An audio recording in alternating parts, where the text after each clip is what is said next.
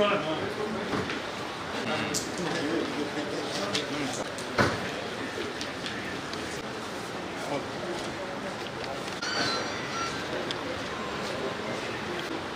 ఏం నిర్ణయించిందంటే 2047 నాటికి అభివృద్ధి చెందిన దేశంగా ఆవిష్కరించబడాలని. పౌడర్లు ఇట్లాంటి వాటి మీద ఎక్కువగా పన్నులు వేసేది. ఎందుకనంటే అది లగ్జరీ వస్తువు. ఆనాటికి 6వ స్థానం నుంచి 5వ స్థానానికి ఎదిగాము. బ్రిటన్ అభివృద్ధి చెందిన దేశం బ్రిటన్ని కూడా వెనక్కి నెట్టి, అయితే అది ఇంకా 3వ స్థానానికి ఎదిగి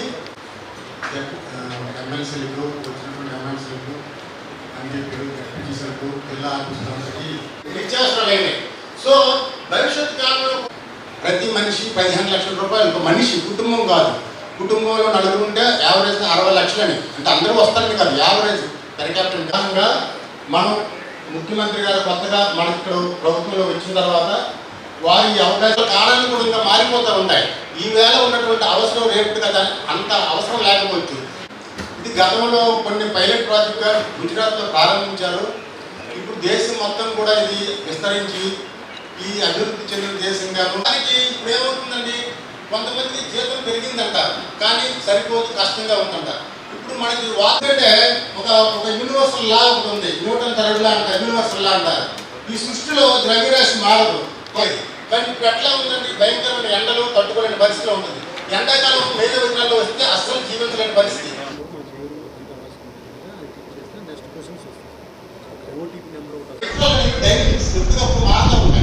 ప్రణాళిక వేసుకుంటే కనుక ఆ లక్ష్యం చేరుకోవచ్చు అన్నది మన ముఖ్యమంత్రి గారు ఊహాచ.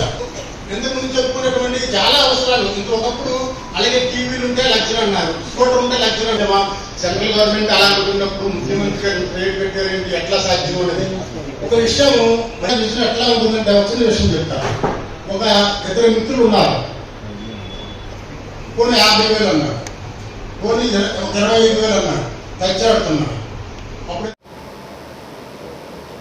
ఎంతోమంది మహనీయుల పోరాటం మూలంగా మనం స్వాతంత్రం సంపాదించుకున్న విషయం అందరికీ తెలిసిందే.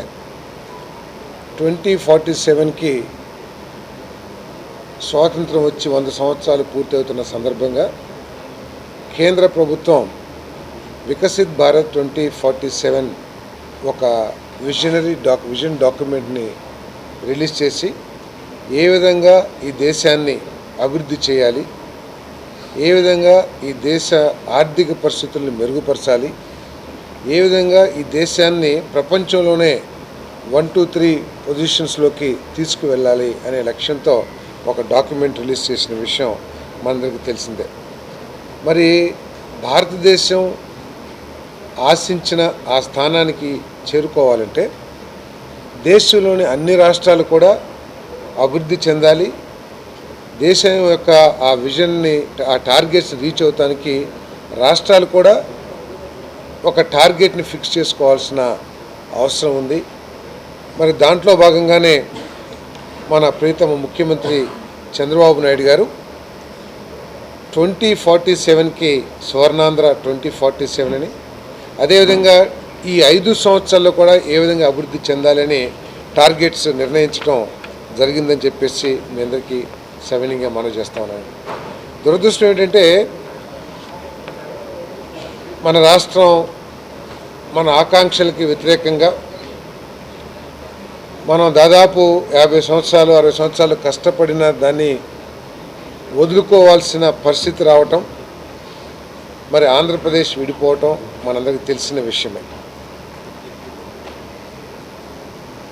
అప్పుడు హైదరాబాద్ మన రాజధాని అని, ఇదంతా మన రాష్ట్రం అని, ఈ ప్రాంతాల నుంచి కూడా చాలామంది వెళ్ళి ఉపాధి కోసం కానివ్వండి, లేకపోతే వ్యాపారం కోసం కానివ్వండి, హైదరాబాద్ వెళ్ళి ఎక్కువగా పెట్టుబడులు అక్కడ పెట్టిన పరిస్థితుల్లో విభజించబడిన తర్వాత కొంత సెట్ బ్యాక్ ఈ మిగిలిన ఆంధ్రప్రదేశ్కి వచ్చిన విషయం అందరూ కూడా తెలిసిందే.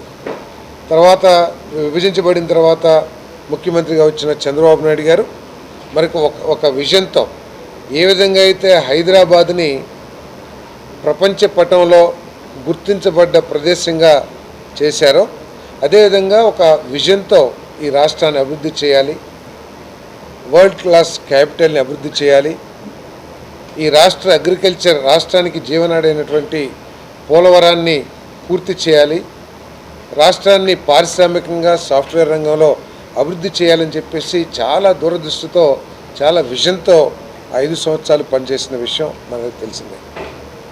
దురదృష్టవశాత్తు ప్రజలకి సింక్ కాకపోవటం కానివ్వండి, మరి ఏ కారణం చేతైనా సరే మరి 2019లో కొత్త ప్రభుత్వం వచ్చింది, వేరే ప్రభుత్వం వచ్చింది. ఆ ప్రభుత్వం కూడా మన ప్రీతమ ముఖ్యమంత్రి చంద్రబాబు నాయుడు గారు ఇచ్చిన విజన్ని లేకపోతే ఆలోచనల్ని కొనసాగించినట్లయితే, లేదు అప్పుడు ప్రారంభించబడిన అభివృద్ధి కార్యక్రమాలు కొనసాగించబడినట్లయితే ఈ రాష్ట్ర పరిస్థితి ఇంకా మెరుగ్గా ఉండేదని చెప్పేసి అందరూ భావిస్తున్న విషయం మనకు తెలుసు. ఎందుకంటే ఇటీవల ఎన్నికల్లో కూడా ఆ భావన చాలా ప్రస్ఫుటంగా కనపడిన విషయం కూడా మనం గమనించాం. ఏ ప్రాజెక్ట్ని కేవలం రాజకీయ దురుద్దేశంతో జరుగుతున్న అభివృద్ధిని మనం చరిత్రలో చాలా ముఖ్యమంత్రుల్ని చాలా ప్రభుత్వాలు మార్పులు చూసాం. ఏ ప్రభుత్వం అయినా సరే కేంద్రంలో కాంగ్రెస్ ప్రభుత్వం తర్వాత జనతా ప్రభుత్వం రానివ్వండి, లేతే బీజేపీ ప్రభుత్వం రానివ్వండి, ఆ అభివృద్ధిని ఆ ఆలోచనల్ని కొనసాగించి ఆలోచనలు ఏదైనా తప్పు ఉంటే వాటిని కరెక్ట్ చేస్తూ కొత్తగా వచ్చిన ప్రభుత్వం యొక్క ఆలోచనల్ని కార్యరూపం చేయడానికి ప్రయత్నం చేశారు తప్పితే కేవలం రాజకీయ కక్షతో గత ప్రభుత్వం చేసిన వాటిని ఆపేసేయాలి అనే ఆలోచనతో ఏ ప్రభుత్వం కూడా పనిచేసినట్లయితే మనకైతే తెలియదు. కానీ గత ప్రభుత్వంలో కేవలం రాజకీయ దురుద్దేశంతో ఈ రాష్ట్రాన్ని పూర్తిగా ఆర్థికంగా కానివ్వండి, అభివృద్ధి పరంగా కానివ్వండి, అన్ని రంగాల్లో కూడా కుదేలైపోయేటట్లు చేసిన విషయం మనందరం కూడా అనుభవిస్తూ ఉన్నాం. ఉదాహరణకి అమరావతి ఉంది. ఈ పాటికి మనకు ఒక వరల్డ్ క్లాస్ క్యాపిటల్ ఏర్పాటు అయినట్లయితే మరి ఈరోజు అనేక రకాలుగా ట్రాన్స్పోర్ట్ కానివ్వండి, లాజిస్టిక్స్ కానివ్వండి, సాఫ్ట్వేర్ కానివ్వండి అభివృద్ధి చెందేది. ఎప్పుడైతే మనకు ఒక రాజధాని లేదో పెట్టుబడిదారులు రావడానికి కానీ ఒక నమ్మకాన్ని కలిగించలేకపోయాం పారిశ్రామిక వర్గాల్లో. అదేవిధంగా జీవనాడి అని చెప్పేసి గత 50 సంవత్సరాల నుంచి కూడా చెప్పుకుంటూ ఉన్నాం. పోలవరం ప్రాజెక్టు ఎంతోమంది ముఖ్యమంత్రులు దానికోసం ప్రయత్నం చేశారు. మరి చంద్రబాబు నాయుడు గారి నాయకత్వంలో దాదాపు 72% పోలవరం ప్రాజెక్టుని పూర్తి చేసిన పరిస్థితుల్లో వచ్చిన ప్రభుత్వం దాన్ని ఇంకా బాధ్యతాయుతంగా మరి ఆ ప్రాజెక్ట్ని టేకప్ చేసి కంప్లీట్ చేసినట్లయితే ఈ రాష్ట్ర ముఖ చిత్రం వేరేగా ఉండదని చెప్పేసి మనం చేస్తా ఉన్నాం.